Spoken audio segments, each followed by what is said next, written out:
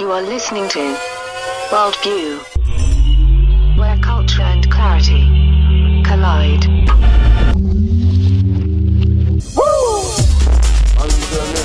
See the arts kind of hollow out in their traditional form. You know, the way people used to make money with, say, music and entertainment, it's going away a little bit because the internet has sort of opened it all up, sort of buffet-style consumption of that. But crowdfunding opens up an interesting option. I mean, I already made a record crowdfunding. I had a successful experience with that, and I think there's all kinds of opportunities. I just gave somebody money, and they were doing a crowdfunding thing about how to get, like, honey out of the hive faster and more convenient.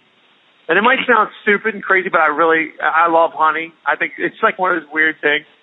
And I'm thinking to myself, this is just amazing, you know, because by doing this invention that he came up with, you don't have to kill the bees, you don't have to crush the hive.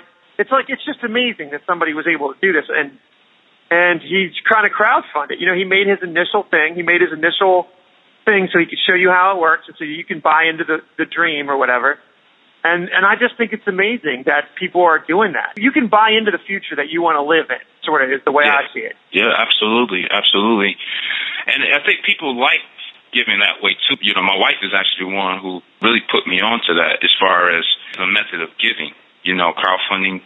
Now, I remember when I first found out about Kiva, you know how I like the world, you know what I'm saying? And I just wanted to like, give to different things in the world. One thing that I'm real passionate about right now lately is solar power light in Africa, man. That's pretty powerful. That's like a no-brainer. You almost wonder why we haven't put that together sooner. A lot of it is money, man. A lot of times people will have a great idea and they won't even move beyond the process of declaring it or decreeing it because they just don't believe that they'll ever get the funding for it. Anything you do, the toughest thing is the finance part of it. It's hard. It's just you got to really believe in it. You got to hustle. You got to deal with awkwardness. You got to be willing to put yourself out there. And, you know, your average Joe six-pack just doesn't want to do it. And that's why crowdfunding is so interesting because it meets that need. You know, it kind of meets that need for the everyday man. Yeah, absolutely. You know, I know the power of, you know, saying something you want to do, write it down, and then living in it, working in it. It happened to me several times in my life, you know, where I just didn't have any resources going in the idea. Just lived in it, man. Just made it so. And right. It happened. You just don't know where it, you know, money will follow the dream. You know what I'm saying? You just got to be diligent. I agree with you. My friends, you know, is what really got me into it, though, because everybody is like, well, I don't have the money. They just can't see to go to South America. That must cost me, you know, thousands and thousands of dollars. I just don't have it. I got bills. But the truth is, this year, you can buy you a plane ticket. You know, that ticket is $800 or, you know, you might be able to, more or less, you know what I'm saying? So when you put it that way, it's like, oh, yeah, brother, I might be able to do that. You see what I'm saying? Then you have another year to pay for your hotel. I do the exact same thing. Like, I dream much bigger than my resources. And, you know, and I got to admit, to some extent, it can be, it's a blessing and a curse. It's a blessing in the sense that it opens up doors to you and interests and people, and I think you live a richer, fuller life. But the underbelly of it is that I think you can flirt with discontentment and maybe even disappointment a little more than the person who's living a little more right in their little small town or whatever. Now, I could never go back because it's not the person I am. But I often wonder, you know, my dad was such a simple guy. You know, he was like, pay the bills, come home. He didn't seem to have any of those itches to scratch that I have, you know, and that I know you have. And so it seemed to me like that simplicity was nice for him. It was like peaceful and content. And I just didn't get that. I didn't get those qualities, that disposition. So I think of it as a double-edged sword. But just like you said, say somebody takes it serious about going to Africa, and one year they buy that plane ticket, the next year they buy the food expenses, whatever.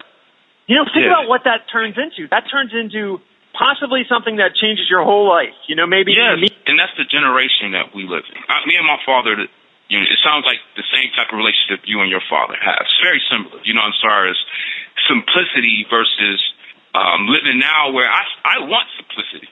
Bad, trust me. I've been very complicated. But my dream, like you said, my dreams are far bigger than any way that I can see my resources. It's the possibility of simplicity. So me just getting a job, you know, like I had a couple offers $13, $15 an hour, which is a blessing for me. But I know that would just bog me down to, my son's in baseball. He's got baseball practice 3 times a week, to go to Rio, you know what I'm saying? We got a lot of different things. And I want to build a business so that, like my father, when my son's my age, he's not in the world like, oh my God, what I'm going to do. You know what I'm saying? He has, at least something that says, hey, here, you can make, 70, 80 grand, with this a year and then build on to it, I know what you're saying. And it's like dangling bait to guys like you and me, because we see the security in it. We see the immediate gratification, but we also just sense in our souls that it's a cage too. It's a blessing and a curse. It's a blessing and a curse. The way I like to look at it too is at the end of our life, the guy who's lived a full life is going to be much more pleased with that than the guy who makes $14, $15 an hour, or whatever the case might be. I mean, I have no doubt in my mind about that. I spoke to people like that, man. I spoke to, when I was doing cable, man, the beautiful thing about that was, man, you going into the households of various different people, all different types of walks of life, man. And I would meet a lot of older people. This one guy, I remember, he was older, he was married, and he was at a point where he was so one with himself that he was ready. He was saying, well, the good Lord called me, I'll be happy. No doubt. He was fulfilled. You know what I'm saying? He had lived a fulfilled life. And that was like the first time where I think that it really dawned on me. Is there anything better than that? There's nothing better than that. No, you know what I mean? That's what life is about, man. To me, that's what life is about, fulfillment. Absolutely. And if you're unfulfilled, then you have to start defining what it is that you want to be able to live that fulfilling life. Me and you both have kids, and that changes the game too. I like what you were saying. So say you struggle your whole life to put the pieces together for this thing, right? Well, that doesn't mean it was in vain, because you get to pass those skills and that passion and that totally different framework of thinking off to your son. And so, maybe you don't make it pop the way it's all, but he might, or his son might. It's almost like you're changing the trajectory of the way your whole family lives. You know what I mean? It's like the people that break from the cattle way of living.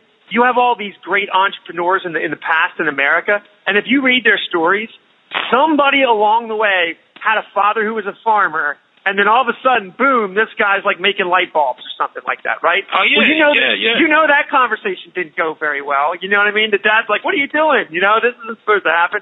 But now that the guy jumped ship and is not a farmer, he's making light bulbs, now his son finally perfects bulbs, and then all their kids they don't even think like they used to think. They think like, I can do anything I want to do. You know what I mean? Because grandfather Edison made light bulbs. Yeah. It changes the whole path gets changed. But it's harder it really hits the initial guy. It hits that person pretty hard because you don't have any of the infrastructure.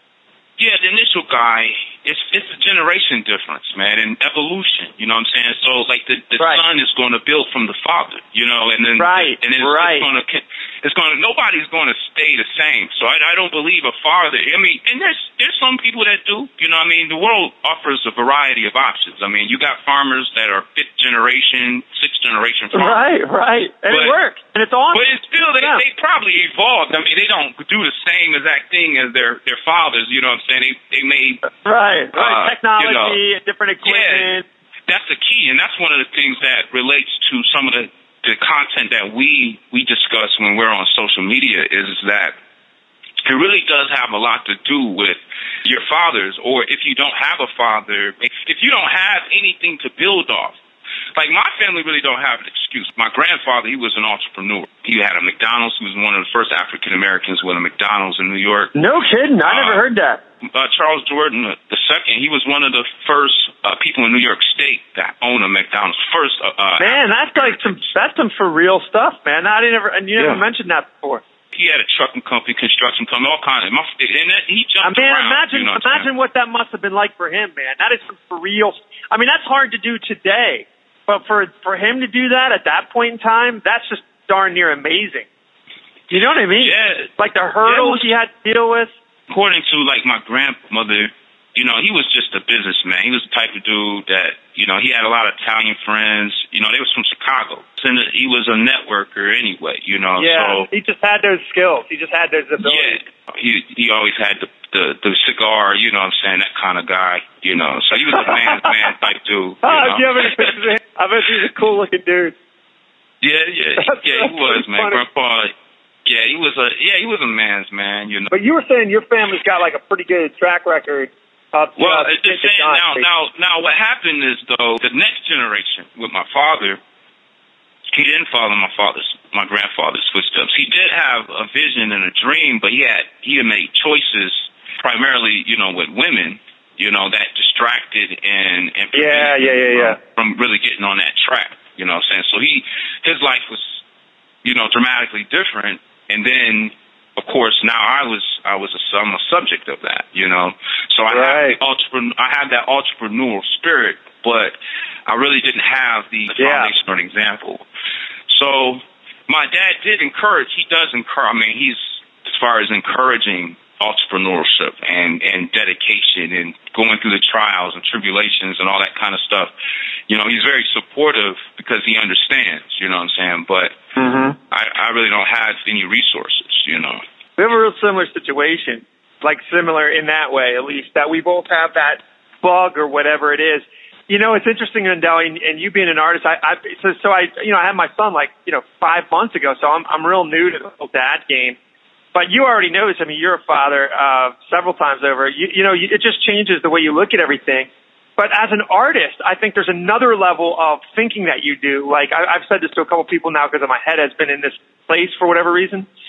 That, you know, as an artist, my whole life I've had this sort of internal struggle that all artists have throughout time, which is, you know, you have this thing you got to get out of you, and it's never, no matter how much you do it, it's never like the way you really want it to be. You know, it's part of the struggle until we get to the consummated kingdom, until we get to heaven. It's never gonna be perfect. But I kind of wonder, do I want my kid to have that? You know, that's the question I've been thinking of. You know, yes, it's blessed my life in some ways, and yes, there's been wonderful things about it, but it's also a struggle too, because you carry that cross a little bit. I mean, look at artists throughout history. They're always a little bit burdened. They have a little bit more discontentment. They got an itch inside of them. They got a scratch. So I'm thinking, you know, do I want my son to have that, you know, because there's blessing and a curse. And I know you know what I mean. And it's interesting. Yeah, I know exactly what you mean. Well, first I would say this. I want to say that you'll see your son gravitate.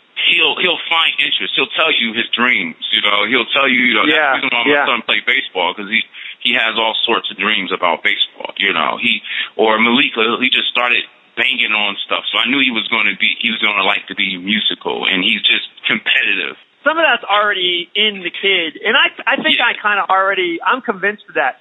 But it's one of these things where you ask yourself all these questions as a new dad, like, at the end of the game, I believe what you're saying, which is we don't really even know, like, the way that God has created our kids to be, you know, you don't really necessarily have any control over that other than to mold that and guide that and make that as good as it can be. But have you ever thought of it, like, if you could pass something on to your kid, like if you could be guaranteed that it would be there and then maybe be guaranteed that some things aren't there? That's an interesting question to ask. As a father, you do have some control. You don't have complete control over it, but like you can promote creativity. Yeah, like you can have it around.